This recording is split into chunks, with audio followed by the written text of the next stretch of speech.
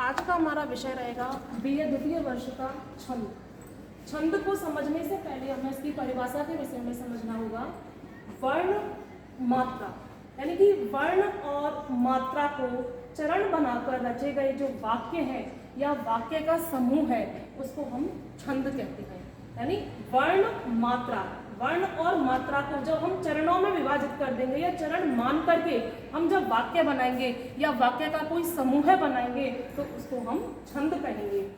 छंद शब्द की जो उत्पत्ति है वो चंद धातु से हुई है। छंद शब्द की उत्पत्ति चंद धातु से हुई है। छंद को हम श्लोक भी कहते हैं। हिंदी में हम छंद को दोहा के नाम से भी जानते हैं। इसके प्रणेता, छंद शास्त्र के प्रणेता आचार्य पिंगल माने जाते हैं। अब हम छंद के भेद के बारे में जानेंगे। छंद के हमने दो भेद किए हैं, एक है हमारा वार्णिक और दूसरा है मात्रिक। वार्णिक छंद को हम वर्ण व्रत के नाम से भी जानते हैं। जब हम श्लोक की गणना या श्लोक में जब हम चिन्ह वर्णों के माध्यम से लगाते हैं, वर्णों को ध्यान करके लगाते हैं तो वह छंद हमारा वार्णिक कहलाता है। और जब हम श्लोक में गणना यानी कि जो वर्णों की जो गणना है या हम श्लोक पहचानने का प्रयास कर रहे हैं, मात्राओं के द्वारा हम उसको पहचान रहे हैं तो वह छंद हमारा मात्रिक छंद कहलाएगा। वार्णिक छंद को दूसरा नाम जो है इसका वर्ण व्रत के नाम से जाना जाता है। वार्णिक छंद का एक दूसरा भी नाम है जिसको हम वर्ण व्रत के नाम से जानते हैं। वर्ण व्रत के हमने तीन भेद किए हैं। व्रत का मतलब ये होता है कि संपूर्ण जो श्लोक है उसके जो हमने चरण बनाए हैं, हमने 4 चरण बनाए तो उन 4 चरणों को हम व्रत कहते हैं। जब हम चारों चरणों में यदि हमारे गणना चिन्ह एक समान लग रहे हैं, उसमें किसी प्रकार का कोई अंतर नहीं आ रहा है तो वह व्रत हमारा समव्रत कहलाएगा। जैसा कि नाम से भी पता चल रहा है कि सम का मतलब समान, उसके चारों चरणों में गण चिन्ह कैसे होंगे, समान होंगे तो वह चिन्ह हमारा सम के नाम से जाना जाएगा। दूसरा है इसका अर्धसम यानी कि आधा समान। यानी जो 4 चरण है उसमें से यदि आपका पहला चरण, तीसरा चरण तो समान होगा और दूसरा और चौथा चरण यदि समान है तो वह हमारा जो व्रत है वह अर्धसम के नाम से जाना जाएगा। तीसरा हमारा आता है इसमें विषम। विषम का मतलब हो गया यानी कि जिसके चारों चरण असमान हो, उसमें जो गढ़ चिन्ह आपने लगाए हैं, चारों जो आपके चरण है एक दूसरे के समान नहीं होंगे, अर्थात वो विषम की श्रेणी में आएंगे। छंद के लिए जैसे कि आपके सामने कोई परीक्षा में कोई श्लोक आता है और आपसे ये प्रश्न पूछा जाता है कि जो प्रमुख श्लोक है आप उसको कैसे पहचानेंगे कि ये श्लोक जो है इसमें इंद्र वज्रा छंद दिया हुआ है या इसमें उपेंद्र वज्रा छंद दिया हुआ है।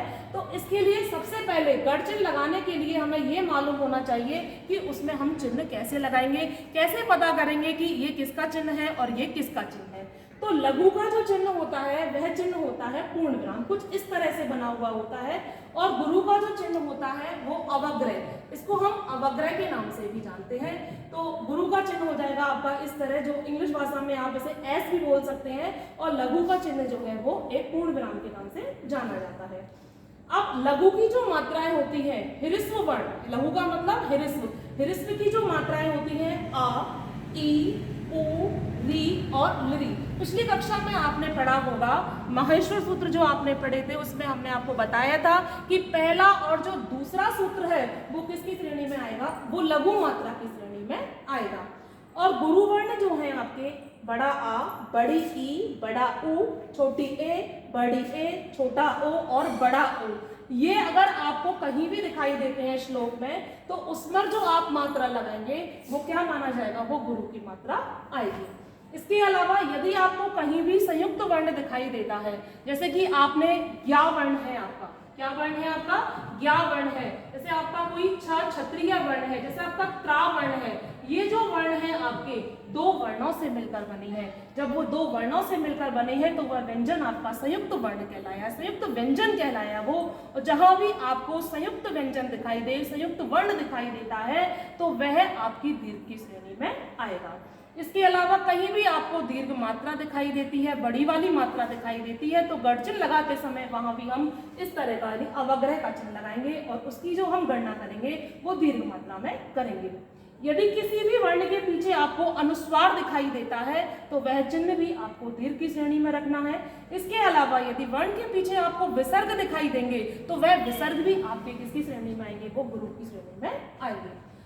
अब आपको हम जो गण चिन्ह लगाने का यानी किस तरीके से आप पहचानेंगे कि यह इंद्रवज्रा चंद्र का उदाहरण है, तो इसके लिए हमारे यहाँ पे एक गण सूत्र है जो आपने पहले भी क्लास में पढ़ा होगा कि यमाता राज भान सलगा।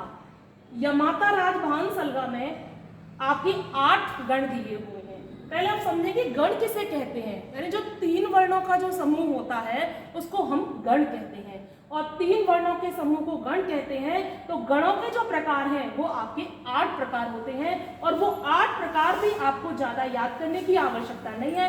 इस सूत्र के माध्यम से ही हम इसे जानने का प्रयास करेंगे। जैसे या से यगण, मा से मगण, ता से तगण, रा से रगण, जा से जगण, भा से भगण, ना से नगण, सा से सगण और लघु और गुरु।